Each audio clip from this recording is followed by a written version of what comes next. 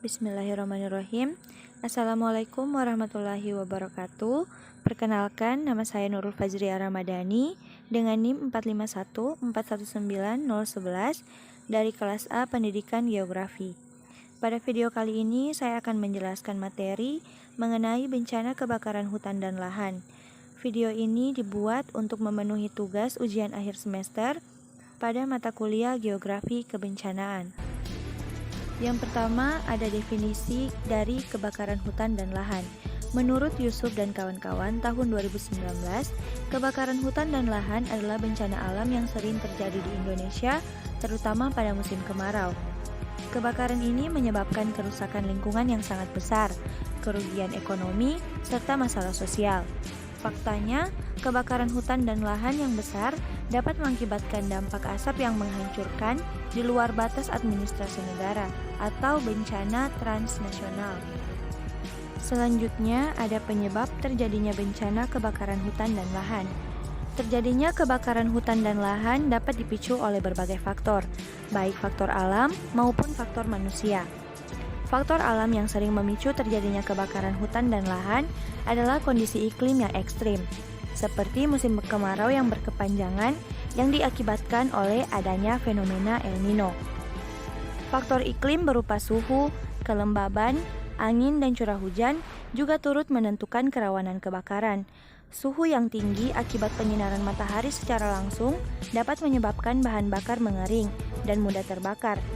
Selain itu, angin juga dapat mempengaruhi proses pengaringan bahan bakar, serta kecepatan menjalarnya api.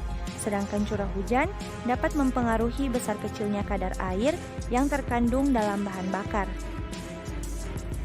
Selanjutnya, terdapat proses terjadinya bencana kebakaran hutan dan lahan.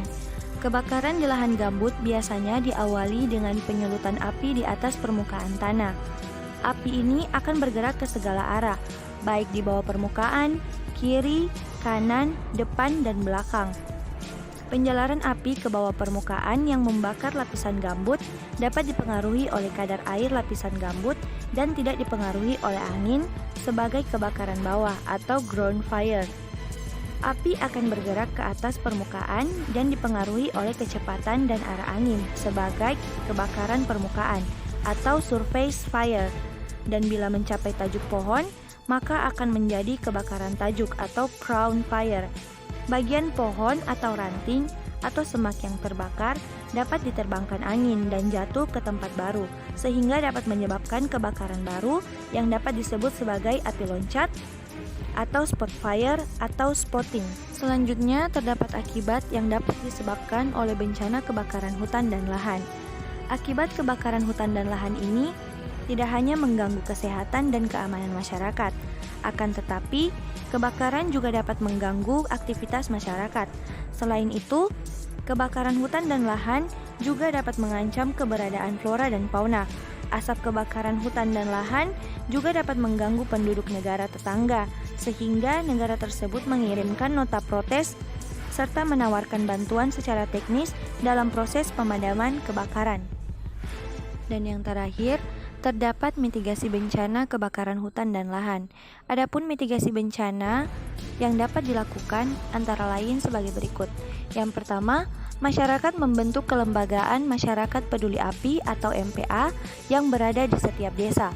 Yang kedua, membuat sekat bakar yang bertujuan untuk membagi hamparan bahan bakar yang luas dan dibagi menjadi beberapa fragmen, sehingga ketika terjadi kebakaran, api tidak melanda seluruh hamparan bahan bakar atau tanaman. Yang ketiga, ketika karhutla terjadi, anggota MPA harus menggerakkan semua sumber daya yang tersedia agar api tidak menyebar dan dapat memadamkan api ketika api masih kecil. Yang keempat, ketika kebakaran terjadi, pemadaman api harus disesuaikan dengan tipe kebakaran, karena kebakaran permukaan atau kebakaran di bawah permukaan gambut memiliki pola yang berbeda. Yang kelima, pasca terjadinya kebakaran, penilaian dampak kebakaran perlu dilakukan. Hal ini bertujuan untuk mengetahui dampak yang merugikan bagi manusia dan lingkungan dari berbagai sudut pandang, baik dari segi ekonomi, ekologi, sosial maupun kesehatan. Yang keenam, jenis pohon dan jenis vegetasi asli lahan gambut harus ditanam dan dipelihara untuk membantu merehabilitasi serta untuk memulihkan daerah bekas terbakar dan untuk menjaga kelembapan tanah selama musim kemarau berlangsung. Yang ketujuh, melakukan kegiatan patroli pasca kebakaran. Hal ini bertujuan untuk memadamkan sisa bara yang mungkin masih menyala, sehingga tidak sampai timbul kebakaran pada areal yang sama.